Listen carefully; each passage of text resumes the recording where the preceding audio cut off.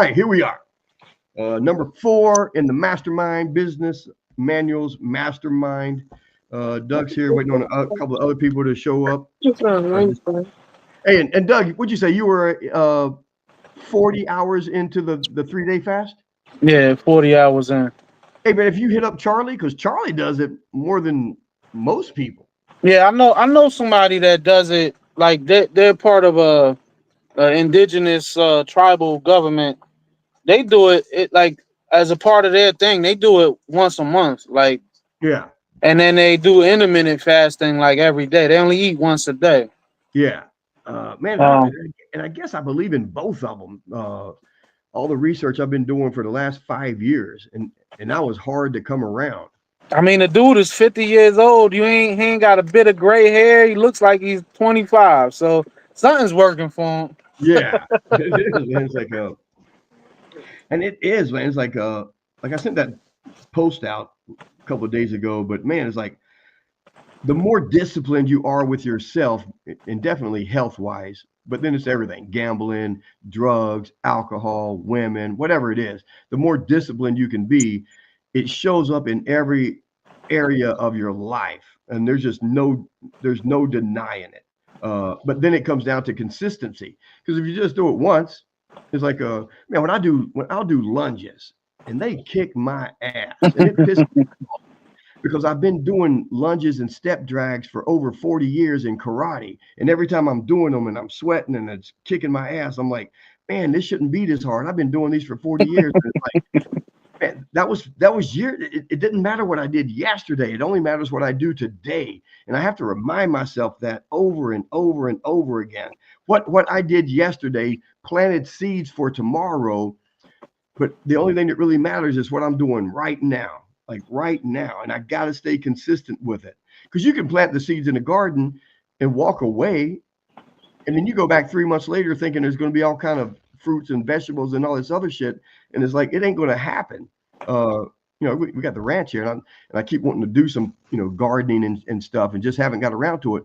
But the thing is like, yeah, man, planting the seeds, doing the 3-day fast, that's just the beginning. That's planting the seeds. Now you Yep. got to water it every day. You got to pull the weeds every day. You got to check it, do the fertilizer, put the right stuff and nitrogen in the dirt and all this other shit, and what you're putting into your body, and then tracking it, uh, and then falling off the wagon. I used to be like I was a real firm believer, and I guess I still kind of am in the whole uh, be strict for 6 days and then give you a day off. I mean, and I don't know, maybe that's part of the whole Bible, that whole work 6 days and take a day rest. So, uh, but man, you'll see, like after a couple of weeks, months of doing that day off, you don't even your bad day of eating on that day off won't be even a tenth of what a normal day of eating used to be.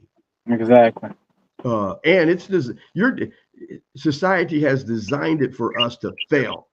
Every billboard, every freaking commercial, everything is like the grocery store, the packages, the colors, all of it is man, like we just said, the cigarette companies bought the food companies and just turned us into lab rats. They scientifically know how to put the ingredients on it for your tongue to salivate, everything, man. Is you get addicted to it. And that's what that's why that whole 3-day fast in the beginning, it helps, even if it's freaking 5 days or 6 days, to just detox your body. And then for me, I went straight into nothing but red meat, clean red meat, clean red meat. And that part you can eat, and people say, well, how much? And I'm like, as much as you want, is because you can't overeat. You will literally get tired of fucking chewing, because it starts off pretty damn good, and then like, man, I'm tired. Like, and you'll get full, and then it's like, and you won't overeat it. But I could go through 4 bags of Doritos and not I wouldn't be, it wouldn't slow me down a little bit. I couldn't get tired of chewing. Most of the time I don't even chew. I just go straight into it. But yeah, you can't overeat with the red meat. But hey, I want to start off today. We're going into we're going to, since Doug is here, Doug's going to share some of the takeaways from these first three weeks and going through the manuals. Hey, Doug, but before you share that, man, I want to start off with the battery on the 914.6. What? Get it? What do you mean? I bought it. I got one in it, and then I got some oil. Hang on. And a filter on the Cayenne, and I got. Hang on. What part of fucking hang out are you here? I got. There we go. Mute that dude out. I'm like, what's going on? Share the screen. Tommy. Quarter of that money for profit. The hardest part was not doing the work yourself, because I learned how to do the work. I learned how to be a technician, even though I started my own company. I made a lot of mistakes, and then I needed to trust somebody else. They never did as good a job as me. The days that I got off the phone, the booking rates dropped. The days that the jobs were done, the sales would drop. So hiring your first few employees and knowing they're never going to be as good as you is hard. You're like, I lose money by giving you some of the jobs. But 80% of what you could do in getting 1,000 of those people is, think about it. If I got 1,000 people doing 80%, that's 800 of me. Yep. So I had to come to realization with that. When I first started out, I think the one thing that made me different is I got obsessed with marketing. And all I thought about is how to make the phone ring. How do I make leads come in? I think most people are like, how do I do a good at work? How do I recruit? How do I sell better? All I focused on was making the phone ring off the hook. And I did that through having the best reputation. Most people ask for 1 review. I ask for 4. I say, can you leave me one on Google, Yelp, Nextdoor? Can you do this? Can you do that? And then I find out the HOA president's number. Then I get both neighbors. Then I go knock on the door. And some people always ask, are you the best salesman in the company? I'm like, well, you work for me, so I sold your ass. Mm-hmm. And then number 2, I say, you're going to outsell me in the beginning, possibly.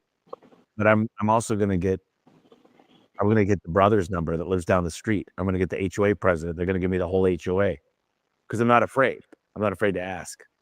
But yeah. So let's see. Stop screen or stop share.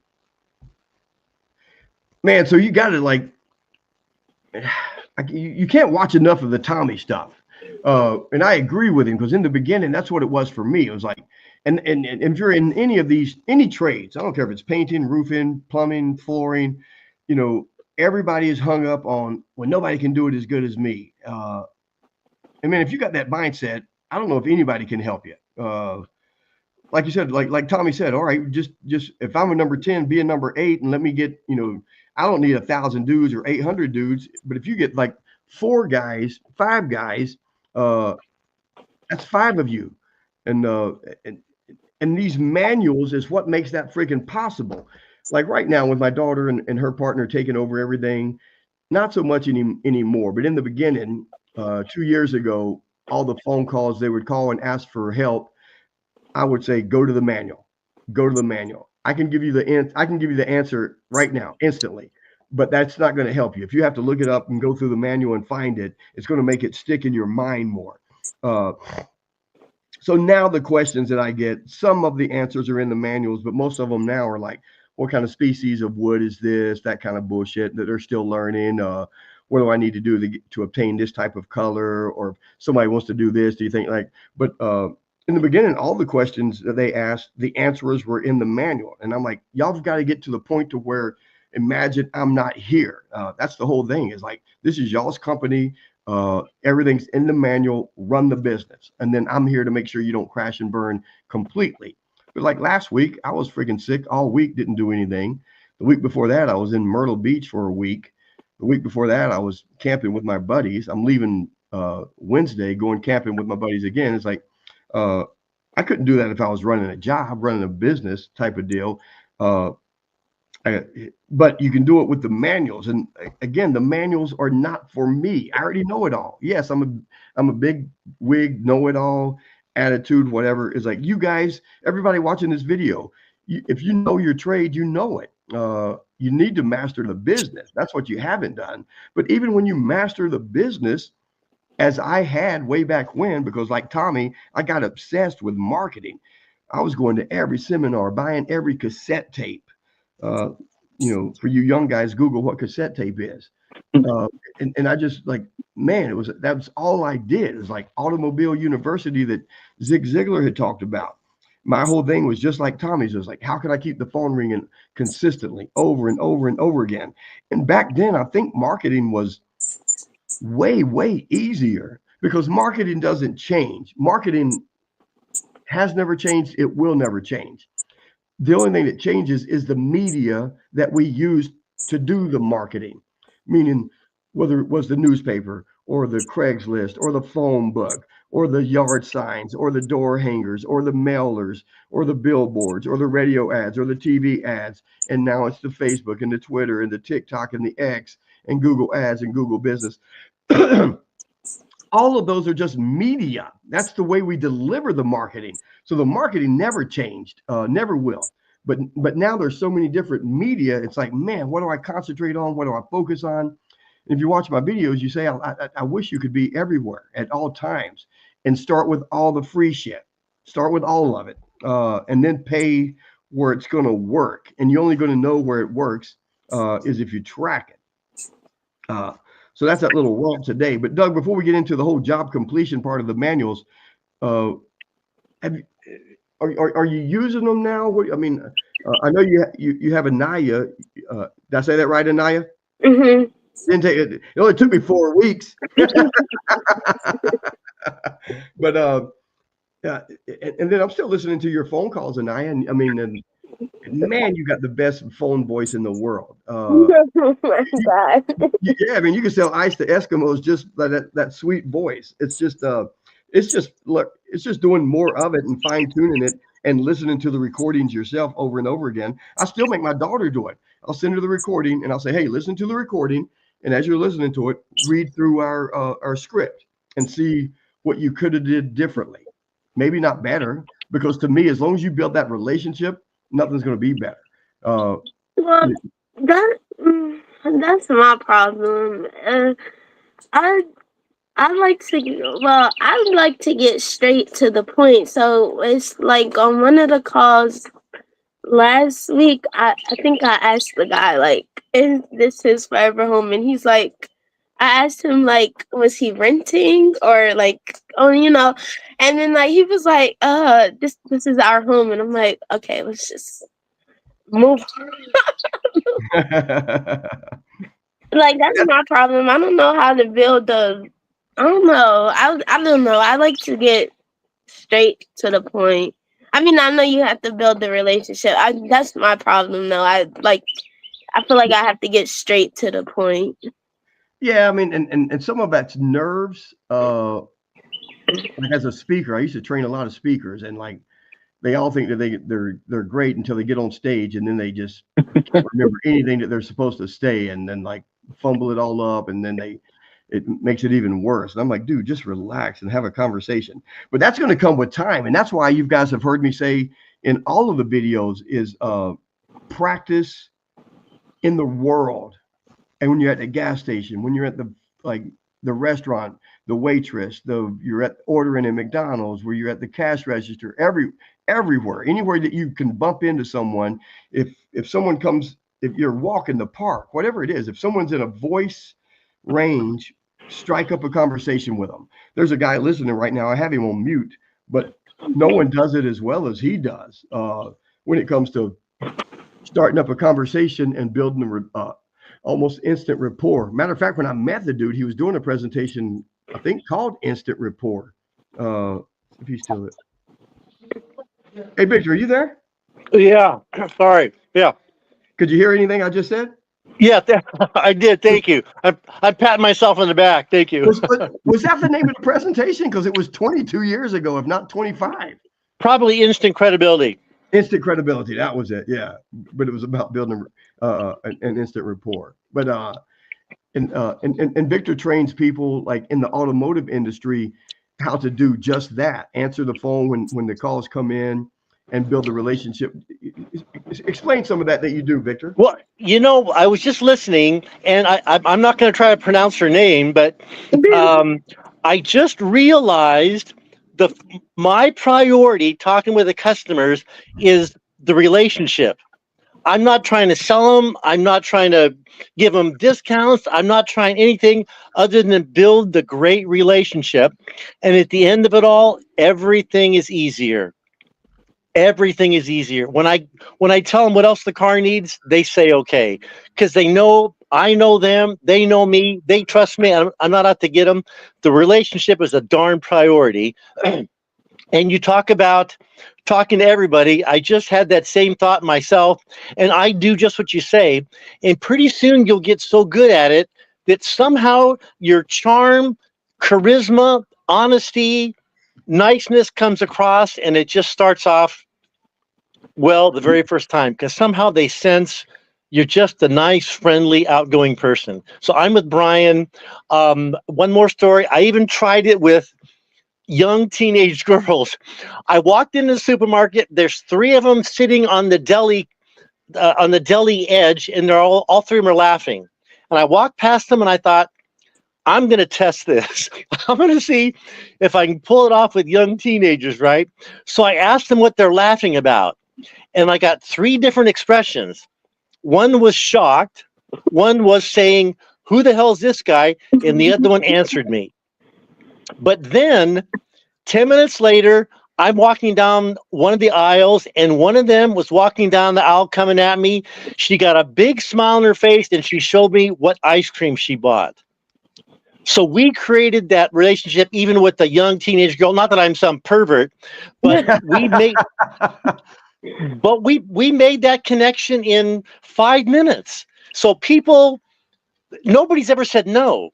I can tell you about a study on that, but they're not saying no. If you're nice and friendly and charming, and don't start off with something corny, start off with something that's around you, in the store, in the line, what somebody's buying. Start off with something like that, and they just almost have to talk to you. So, and Anaya is young. How old are you, Anaya? 22. Yeah, 22, and just got a sweet voice. I mean, man, it's just good. I'm telling you, this time next year, and then a year from now, you'll be teaching people, and I don't know. And I think it kind of just happens in like over time to where you don't even realize it happened. The next thing you know, your friends are going, "Man, you can have a conversation with anybody. How'd you do that?" And you go, I really don't know. I guess just, one, I'm just genuinely interested in other people. So I think that right. But hey, and what else? Like and Doug both, because Doug, you've been really strict with the. I mean, you're going through the books, the manuals, and stuff. Are you using them? Well, I mean, we got to figure out how to get that phone ringing nonstop. Yeah. But yeah, I mean, I got them ready to be used. Yeah.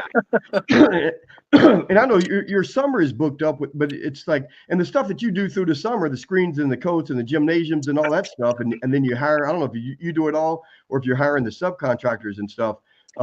Like we went through last week was the whole procedure of how you do it, and all of that. The first day there, the first hours, the 3 days before, all that stuff is crazy important. So that's all being, I'm doing all of that now. We got the checklist, every checklist you can imagine, and I'm sure I'm gonna find more. Yeah. Because it just drives me crazy that you get to a job and all of a sudden, oh, we don't have the edger cord, or I thought this was in this box. Yeah. And it's, I have separate boxes with separate, everything's supposed to be in there, so you could just grab a box and go. But obviously, I still need to make a video for that and make a checklist. Yeah, and that's that whole 3 day before the job starts is going through everything, making sure you got all the material, making sure everything is right there. Because I've told you, it's like I put it in the manuals because you just get sick of showing up and going, where is what? Like, how come this? It's like, no, man. So 3 days before the job even begins, we're checking in with the homeowner, we're checking in with the supplies, we're checking in with all of that stuff. And again, the manuals just cut down on 80% of the stupid challenges you're going to have. It ain't going to get rid of, nothing's going to get rid of 100% of them. But when you're hiring and training guys, like even with my daughter and her partner and stuff, it sure makes it a lot easier to say, no, man, it's in the manual. Look at it. How can you no, it's like, no, it's right here. If you're following the manual, you're not going to forget 3 days ago, you would have checked to make sure you had this paper, this stain, this, all of the supplies. So it just cuts down on it. And again, like the whole first part of these manuals, it doesn't matter what your trade is. It doesn't matter what business you're in. The first part of these manuals applies to every business. And then right now with the job completion, like you kind of skip over like whatever your process is for doing something. That's got to be documented so that all of your team members know how you want it done. And that part is trade specific. But right now with like the job completion and the cleanup, the final walkthrough and the inspection. It says here the project manager walks the entire job site to inspect the work. You should be doing that all of the time. You gotta. I'm telling my daughter and her partner and my other project managers, it's like you've got to be the nitpickiest Yep. ever. I said you've got to find and this is your trade. There's no way a homeowner should be able to come in and find something that you see. I mean, that's embarrassing. I And mean, if you find it, fix it. I just had that with our last job. Like, and my brother-in-law knows better, and I give him all this shit. He might like I'm trying to push him out on his own Yeah. because I don't because we're related. Yeah. But man, he knows better. Like I don't want the homeowner calling me telling me about something. Like you tell me that we got to go fix this or we got to do that. Like how picky these people are. I mean, you know how picky I am. Yeah. So it's like you got to catch that, man. And he knows like the last couple jobs. It's like, dude, before you say the job is finished, you walk that job. But the last couple times, it's like he hasn't walked the job. The homeowners, complained about some shit, and like, yeah, you go back and fix it. But it's like we don't want that. Yeah, we shouldn't have to be going back and fixing Or as minimal as possible. Like, yeah, and that's why if he's following the manual, you can't mess it up because you're following. Because even before you get to this part of the job completion, if you're doing those early morning videos, lunchtime videos, in the afternoon, you're doing the videos and the activity sheet, and like and if the homeowner is around, you should be doing walkthroughs with them every day, whether it's at the end of the day, you're walking around, you just did the video, you're showing the homeowner this is what's going on, had a bad board over here, had some paint peeling over here, the drywall outside was cracking, we did all of that. So you're bringing every bad thing to their attention, anything that may come up. Some things you got to bring up that like bad spots in the board that's just in the board. Yeah. If you don't educate and tell a homeowner that, they think it's something that you did. You got to explain it to them way in advance, not when you go to get the last check. So all of that should have been done. But like as the job completion cleanup, as the project manager is walking through all of this, the final cleanup, dust removal, all of that, the after pictures, the final video, all of that stuff. He's doing that before he walks the job with the homeowner. And then that next one is the final walkthrough with the homeowner, showing the homeowner, which yes, it's the final walkthrough, but the word is final. It's not the first fucking walkthrough you did.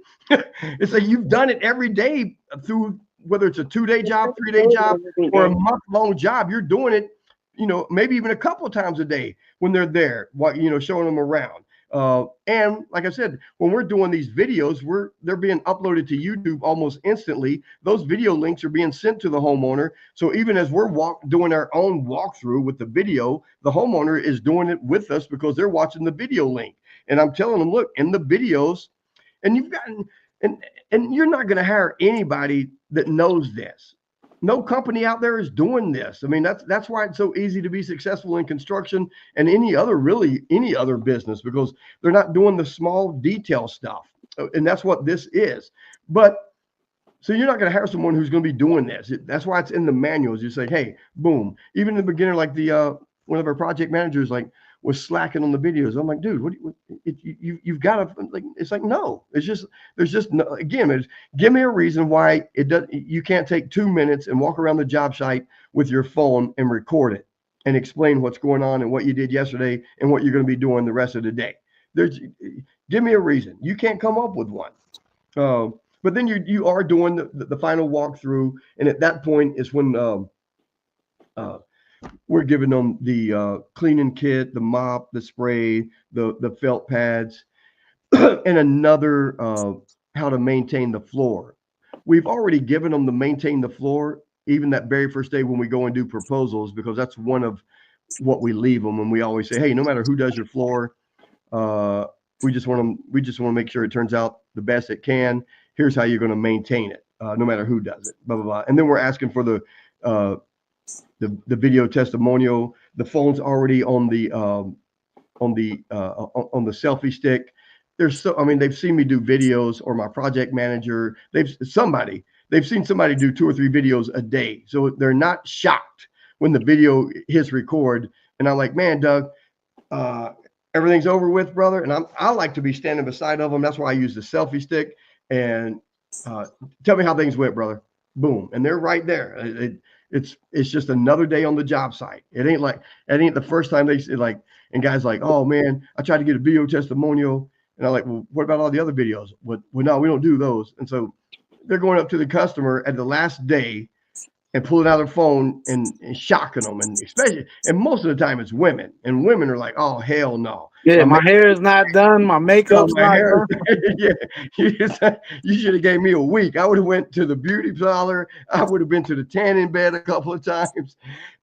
So yeah, man, it's like, and we've talked about it throughout the job, all of that stuff. Oh, that's me. That's me. I had one woman, she gave me a video testimonial, but she gave it to me, I don't know, a week later. She had to, do the makeup and all of that.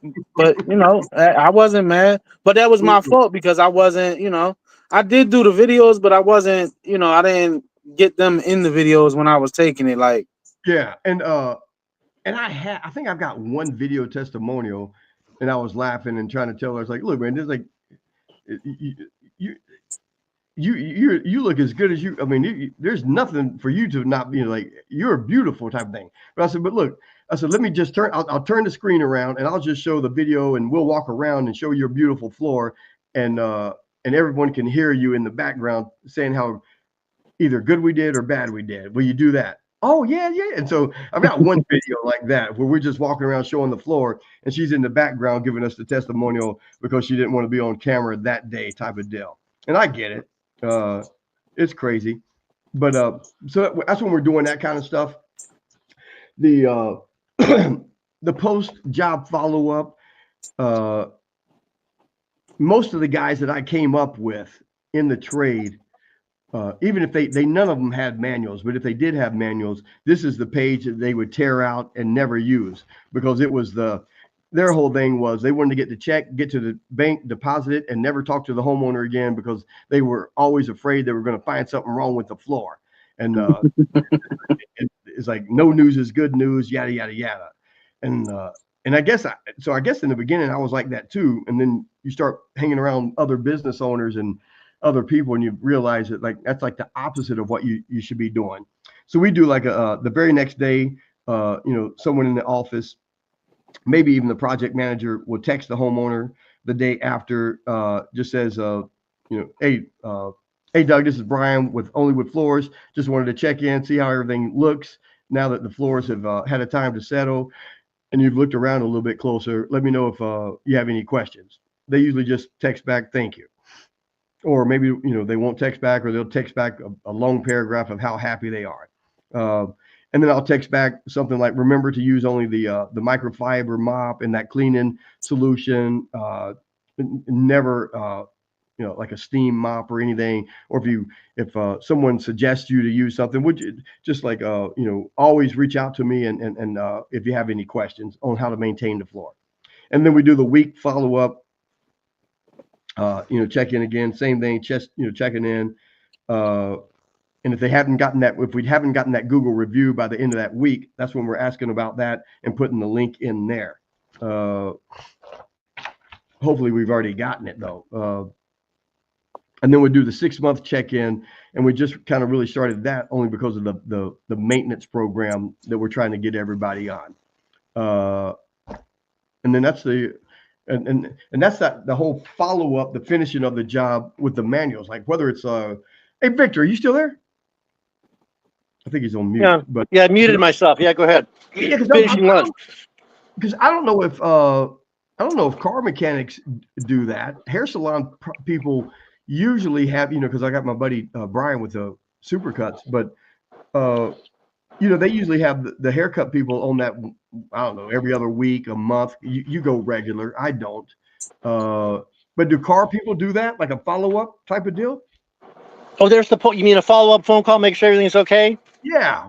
And maybe the next day, a week later, 3 months later or something? Oh, I don't think anybody does it a month later, 6 months later. I don't think so. They Man, 'cause do it seems get, like, they, well, it seems they like do. that would be the time to do it, because that's when you need the oil changed again or something, or Oh, coming up well, on. yeah, they recommend schedule the next appointment. When they finish up this oil service, schedule the next one.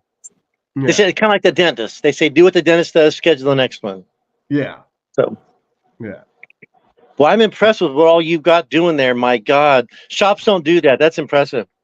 Most businesses don't, and like it's definitely something that I invented. It was Michael Gerber way back when. It just made sense. And then I did it half-ass. But then you hire more people, and you just every day seems like you're having the same argument with employees. And then I had smart friends that would tell me, dude, it ain't them, it's you. You're the one. It's you 100%. You think you're telling these guys what to do, and they don't understand it. You have it in your head, but they don't have it in their head, and you're half-ass explaining it, because if I told you just 1 or 2 words, you would immediately knew what I meant, and you could go do it and take care of it. But these guys aren't you; they haven't been you. All of that stuff. It's great. It's like it's like Alex Hormozy. If you're watching the video right now, or 10 months from now, a year, 10 years from now. But if you look up Alex Hormozy, everybody wants to be Alex Hormozy and the marketing and the business dude and do what he does. And I thought about this when I posted the other day about my health. I thought, well, shit, man, you can't do what Alex is doing unless you live the life that Alex lives in the gym and what he eats, because his health and his body dictates a lot of what he does. And I'm telling you that just from experience. The more disciplined you are with yourself in all areas of life, it's going to show up in your businesses. I don't think Alex would be where he's at if he was some freaking 100-pound overweight slob smoking.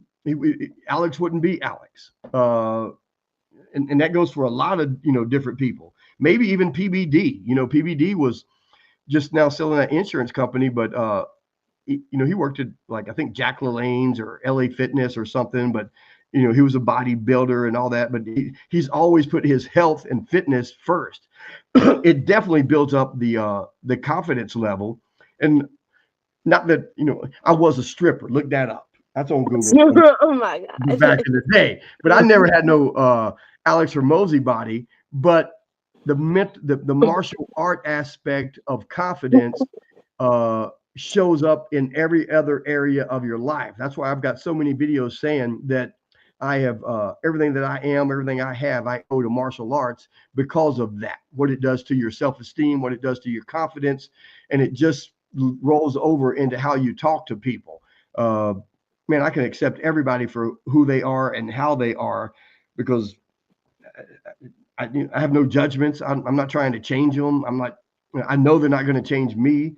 I'm just honestly curious on their life and how I can help them in some way, whether it's the hardwood floor or the business or martial arts, anything. Even when the years I trained at LAPD, man, you give a dude a gun and a badge, you can't teach him shit else.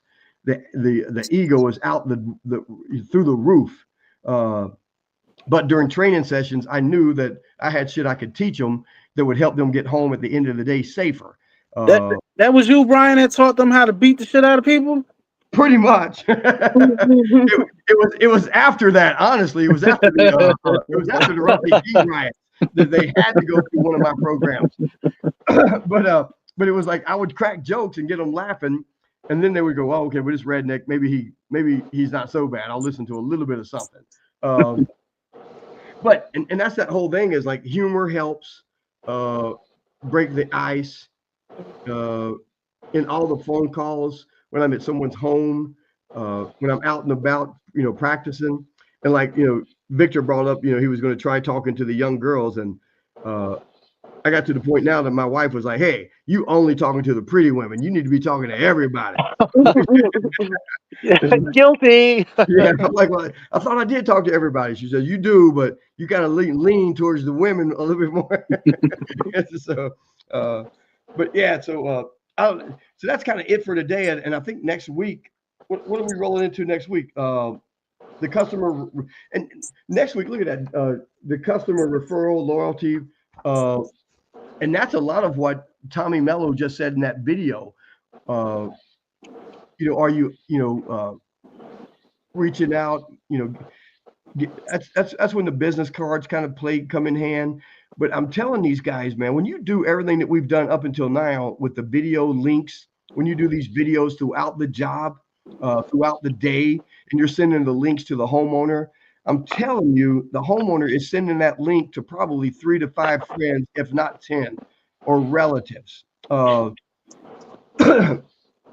Because they're all excited. They want their friends to see what's going on and the transformation that the house is going through, whether it's a kitchen remodel, bathroom remodel, they're getting the rooms painted, new roof, everything. And especially the way we do our videos. I met with an interior designer Saturday, and she's from Baltimore, and she's got that Baltimore attitude, kind of like the New Jersey Doug attitude. And she sneezed or something. She goes, "Oh, I got allergies. I ain't sick." I said, "Honey, I'm a man." I said, I don't care if you're sick. I'm a man. And she must have laughed for like 2 minutes. So I said, "Look, you can get me sick. I ain't scared of germs." But we just had a good time talking. But yeah, and she's and I told my daughter, I said, "Man, that lady could end up giving you guys a lot of business." She just moved back into town, and her son is some kind of famous rapper, and I'm not into that anymore. But I'm going to find out who the heck it was. But he had moved back to LA, and I guess he's got so many followers on TikTok that the movers did everything for free just for him to do 2 different TikTok videos with them. And which is and I mean and it'll probably pay off for him. That's why so many people, you can reach out to different social media people and get in front of people. But yeah, we'll move into that. Next week, Ryan will be here. Probably Yuli just sent me a text. What else is coming up? The warranties, satisfaction, referral, the SOPs. And I think the last week, week 6, we're going to kind of go through the employee handbook. Victor says it's his favorite, or maybe it's his favorite because he hasn't went through the other ones as much. It's not my favorite probably, but it's probably, man, it's up there with the importance. Victor, you there? Yeah. Yeah, because you were telling me that you wanted to just steal the employee handbook and give it up to all the shop owners. Well, because they don't do that. They just say, "Hey, there's the next car to work on. There are the tools," as opposed to saying, "Hey, we're known for this. We got successful racing going on. We've been around for 20 years. We have these high demands, high expectations." It's not just there's the next car to work on. Yeah, so that's way impressive. The employee manual. Yeah, and it is. It's setting that tone from the very beginning. Correct. And again, we talked about it last week. I was saying, it's like when you're recruiting maybe a really good salesperson, a project manager, or just employees, or just someone from that just graduated high school would know they don't want to go to college. But man, when they come in, they see your business manuals, you hand them the employee manual, they feel like, "Oh shit, I'm working for a real company." This ain't Joe Smo working out of the back of his Pinto. And then you give them your history. You tell them what you like we're client first contractors, and we want to put their needs before our own, and we really got to mean that. And if you see anything, bring it to someone's attention.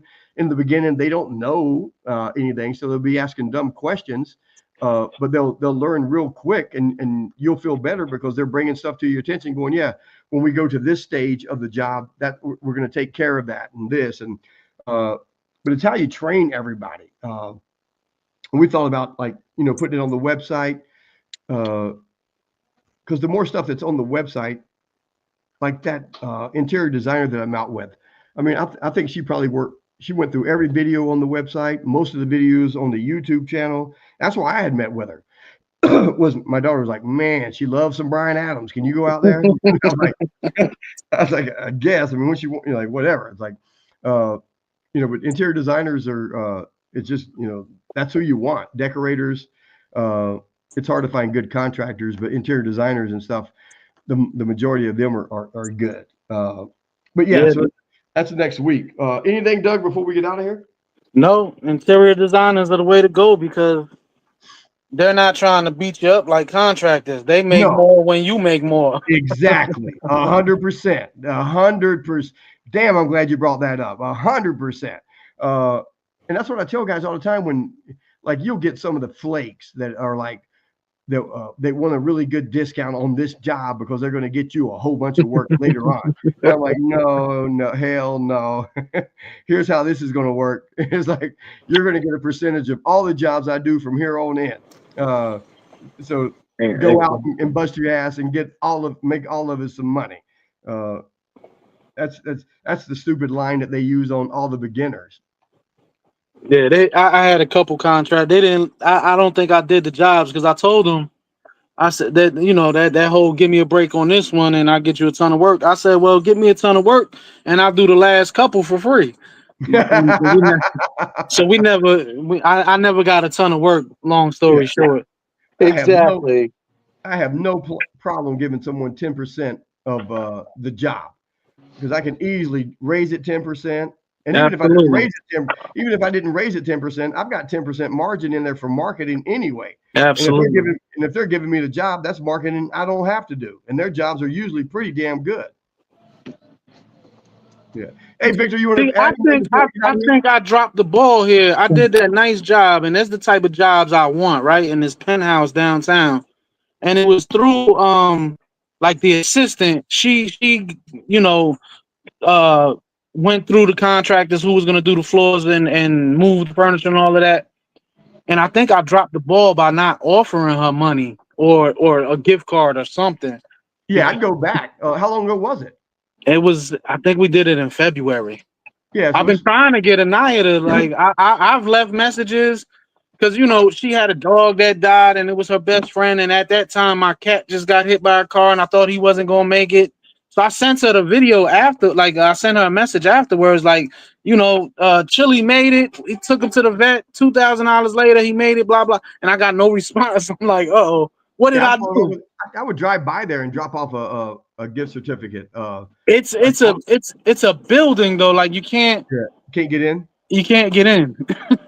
Like, I don't know if Charlie Ingalls is still watching, but that dude sends me gift certificates just randomly, and they're always freaking appreciated. I gotta go cook dinner. Yeah. So Bye. Bye, Miss Anaya. We'll see you next week. Bye. Hey, Victor, before we get out of here, you want to share anything? But then before I hit end. Yeah, I had on your employee manual.